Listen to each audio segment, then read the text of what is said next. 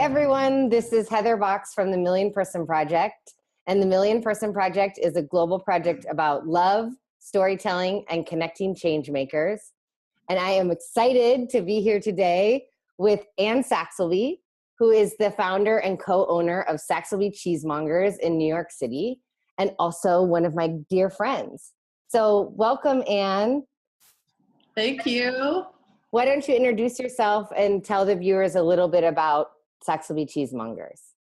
Sure. My name is Anne Saxelby. I'm the founder and co-owner of Saxelby Cheesemongers, and we are a small cheese company based in New York City, and we work with local farms. So our mission is to be purveyors of fine American farmstead cheese. And so we're working with small farmers to bring great locally made American cheeses to customers in New York, both at our retail store and then also for restaurants and chefs. Why American cheeses? American cheeses, basically because of my own personal experience. I went to art school. I went to NYU for undergraduate and studied painting and drawing. When I graduated from school, I was kind of, a little disillusioned with the art world in New York City. I was kind of like, oh man, this just doesn't really seem like my tribe, like my group of people.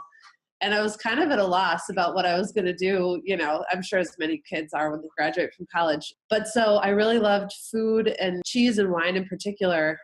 And so just kind of like on a whim, because I literally had no job prospects, I was like, oh, I'll get a job at a cheese shop and get a job at a wine store and see which one I like better. So I got a job at Murray's Cheese in the West Village, which was a great cheese shop, and at a wine store down in Tribeca called Chamber Street Wines. And I loved working both places, but in the end, cheese was kind of the thing that captured my interest more. I feel like also in the world of wine, there's like a little bit of pretense there. And I'm like totally a Midwestern girl, born and raised in the suburbs of Chicago. And anything that smacks of like snobbery or whatever, I'm not into it. I just want to hang out with nice people, like talk about stuff in like a straightforward way. And there is cachet attached to cheese, I guess, but it's not the same as wine. When I was working at Murray's, I kind of started to taste different American cheeses. And I was like, wow, these are totally just as good, if not better, than the European kind of counterparts that were there. And then I also met some farmers through the local New York City green markets, specifically Mark Gilman and Liz McAllister from Cato Corner Farm in Connecticut. They have a stand at the Union Square Green Market in Manhattan. And I would just go there every weekend and buy cheese and talk to them. And then one day I was like, well, maybe they would let me come up to the farm and be an intern. And it was like a totally wild and random question, but I was just like, cost nothing to ask. So I asked them if I could come up to the farm and intern for them.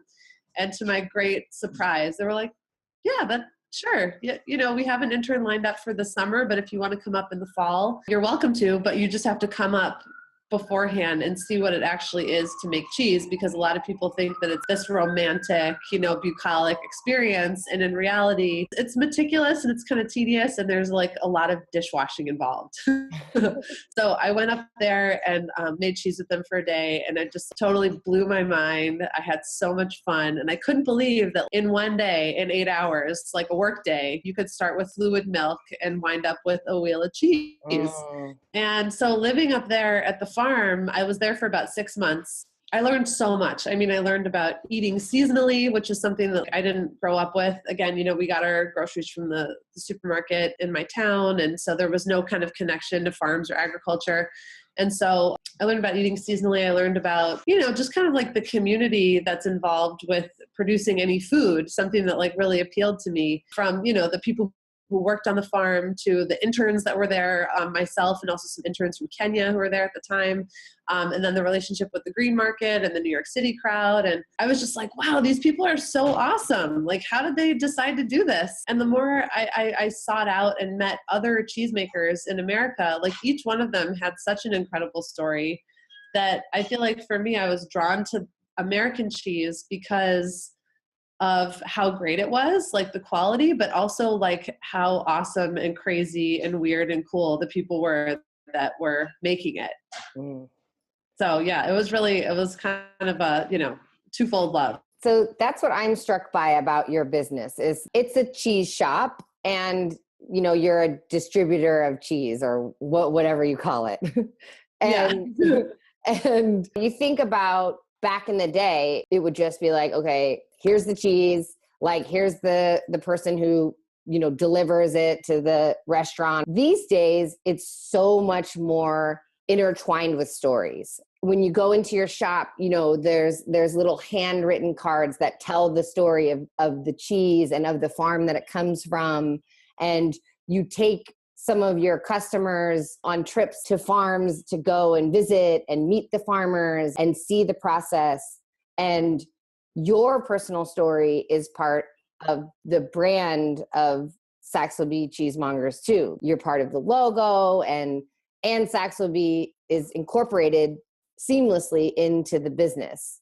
And so I was wondering how that is for you. Like, what does it mean to have your personal story intermeshed with the brand, and what are the things that you negotiate about that as a business owner? Yeah, well, it's funny. I came up with the name Saxelby Cheesemongers basically because I'm not super creative when it comes to naming stuff. And I was just like, well, I really like the word cheesemongers, and my last name Saxelby is English. And so it almost sounds like a cheese name, Yeah. It sounds like, all right, I'm just going to call my business Saxelby Cheesemongers. It's straightforward. It seems like it has a nice little ring to it. The business name kind of came about just because I like my last name. I like it a lot. And so I was like, okay, well, we'll just put the two together.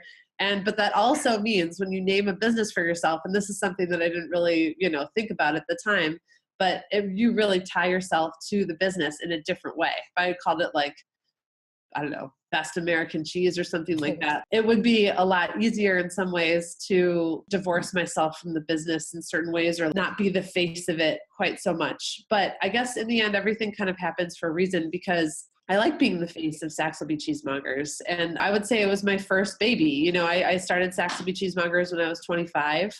And I really poured like every ounce of myself and my energy into this tiny little store. We have a 120 square foot store that we started in. I really felt like that pride, almost like a parent would, for like wanting everything to kind of take care of every detail and make sure that everything was just so. And that translated to the customer experience as well. When people came by the store, whether or not they wanted to buy cheese, I was kind of like, hey, like, talking to people and like trying to get them to try something new. Cause I love that part of it too. I love interacting with people. I love educating people. I love giving people tastes of delicious cheese because, like I said, I think cheese and food in general is really accessible, and it like breaks down a lot of barriers. And so even if people think, oh, I don't know about fancy cheese, like I'm not interested in that. If you give people a taste of something awesome and then kind of like, oh, that's pretty good. What's that all about? And then you just kind of get to start a conversation. For me, that's like the best thing. I would say that then the downside of that is that, you kind of like set this standard that then, it made it difficult to transition away from the store a little bit because, so we started in 2006 with this tiny retail store. And in 2007, I started working with my business partner, Benoit Brial, and together we started thinking in different ways about how we could grow the business and expand it. And we started to work with more and more chefs as well, because in addition to just retail customers, tons of chefs were starting to get on the bandwagon of American cheese and say, oh, wow, this stuff is awesome. We want to feature it on our menus. And so in 2011, we ended up opening up a warehouse, which we call our cheese cave, even though it's not a cave, it's just a warehouse with a big refrigerator in it. And so when we opened the warehouse, then I was kind of like, oh, it started to be torn between the shop and the cave. And it was difficult because, in the end, even if you have the greatest employees in the world, sometimes customers want to talk with the owner. So I would say it was definitely a tough transition. One of the things that I hear when you're talking is you have really strong values, showing up the way that you do and engaging the customer and all of that. And I wonder, what are the values that underpin your business? What are the values that you have built your business on? It sounds kind of cliched and goofy, but like, honesty, integrity. What I view as the mission of Saxelby cheese is to be the bridge between the farmer and the end consumer, whether that's a retail customer or a chef who's going to put it on their menu and then the people who eat it at the restaurant. We want to give all the support that we can on both ends. So for the farmers, that means that we're going to have an open dialogue with all of our cheesemakers about what they're doing, what cheeses they're making, why, what issues they're having on the farm, if anything, what the production looks like. Does it go up or down in different seasons, and how can we communicate that? Do they have different costs that they're dealing with on the farm that cause them to raise their prices? We're never the kind of company that's like, oh, a price increase, like, no, that's a problem. I view the farmers as our partners, and hopefully, they see us the same way. And where did those values of honesty, integrity, hard work, open communication, where did those come from? I would say, my parents are awesome, and they were always super supportive of me and my brother and sister, no matter what we did, which is really cool. And I feel like not necessarily the norm for everybody, but, for instance, when I graduated from college with a degree in fine art and told them that I was going to work at a cheese shop, they were like, cool. All right. Like, let's, you're passionate about it. Like, let's see if you can make a go of it. I remember I went to a friend's house not too far after graduation, and her mom said something about like, oh, well, what do your parents think that, you're working at this cheese shop now? And I was like, they think it's great, So, similarly, when I was applying to college, I was like, I should go to business school, but I really like art and I kind of want to go to art school. I don't know what I should do. And my dad was like, you should go to art school. He's like, you can learn the business stuff later. You only have one kind of opportunity in your life to pursue this other more artistic thing. Hindsight, I was just like, wow, what an unusual bit of advice for a parent to give, but so awesome. Those are kind of the values that they stressed to us when we were growing up. And it just kind of translates. I couldn't imagine doing things in any different way. Yeah. That's the interesting thing about storytelling and about this type of values work, is that so often we say the way that I am is because of my parents, or like my grandma taught me to be like this. And then it usually only takes a few questions to start to see that something else is also on top of that. Like the question is, yes, those were the values you were shown, but how and when did you choose to incorporate those values as your own? And so sometimes you'll look at a family and there'll be an example like, I have an open door policy in my family. If someone doesn't have a dinner table to eat at, mine's the one, because that's how my house was. So what do you hear when I say that? I think that the underpinning of values, it's true. It's an easy answer to say, oh yeah, I learned all that stuff from my parents or from my upbringing. But to just start to think about it in a deeper way. I like going to yoga. I go to yoga like once a week, and I practice at this studio.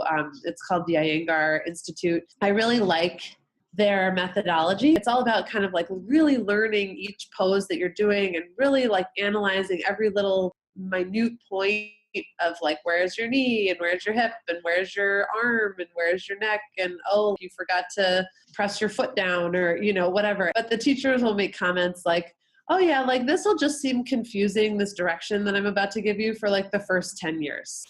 And then after that, like start to get it, and you're kind of like, oh, but I guess I think about the underpinning of my values in that way, because, you just kind of subconsciously keep practicing them when you're presented with different opportunities or different experiences in your life.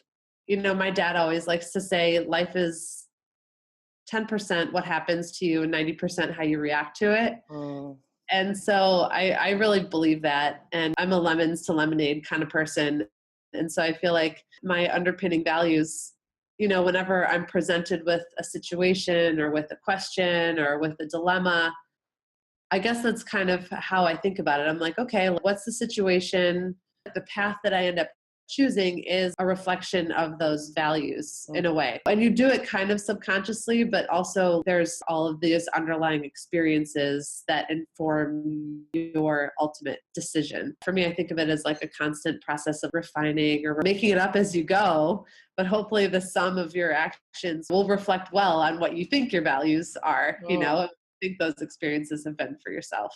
I love that concept of practicing living values. I think that is all we can do, and that it's such a helpful comparison for me about that yoga practice of this will be confusing for 10 years. Whatever you're hearing, try that. And and keep at it. And like sometimes the teacher will give you one extra instruction. They're like, oh, try to put your shoulder in this position and do this. And you know, you get a different instruction every time you go, but one of them will make sense. Then you're like, oh, wow, it's humbling. I'd love to hear who one of your teachers, mentors, inspirations is. Is it lame to say my parents? I mean, I feel like, I feel like my mom and dad are awesome. They're the two biggest like guiding forces, you know, for me, and their support and kind of willingness to listen and encourage, you know, myself and my siblings on whatever path we've chosen. They're definitely great mentors and great models. And I feel like they worked really hard to kind of cement their style, you know, in terms of like parenting and just like kind of their outlook and what they were going to teach us. And I know that it seems easy to me because that's how I grew up, but I'm sure for them it required a lot more conscious effort or practice. They gave myself and my brother and sister a really awesome worldview. That's the thing. You can see the world through whatever lens you want to see it through. And so they gave me a good lens or a good collection of lenses. Yeah. Well, thank you so much for sharing with us today. And thank you to your parents for raising you. And one of the things I want to say in closing is just your authenticity comes across in the way you speak, in the way you move, in the way that you decorate your house, apparently with the bird and the lava lamps. You being you seems really effortless. And I know that it's a commitment. I know that it's not effortless, that you have committed to practice, as you were saying, being all of who you are and allowing yourself to be known. And I want to say that I believe that that's a very radical and cool business practice, to be a business owner who is willing to be so authentic. So thank you for that. Thank you for your cheese. Thank you for your heart. Where can people check you out? First of all, I want to thank you for, you know, having me on this interview series and for doing the awesome work that you do. I just think that it's just awesome and it's so inspiring, and I'm honored to be, you know, a part of this. So thanks for that. And if people want to learn more about Saxelby cheese, they can visit us at saxelbycheese.com. We have an online store, we have a blog, we have a newsletter. There's all kinds of fun information on the website. So that's the best place to start. And they can order your cheese, right? Yeah, definitely. Yeah. I've done that before, and it's so fun to get cheese in the mail. I know, right? It's like the weirdest thing ever. I feel like we confuse a lot of UPS and FedEx drivers. They're like, what is in this box? Well, thank you so much. And thank you, viewers. We'll see you tomorrow. Okay. Bye. Bye.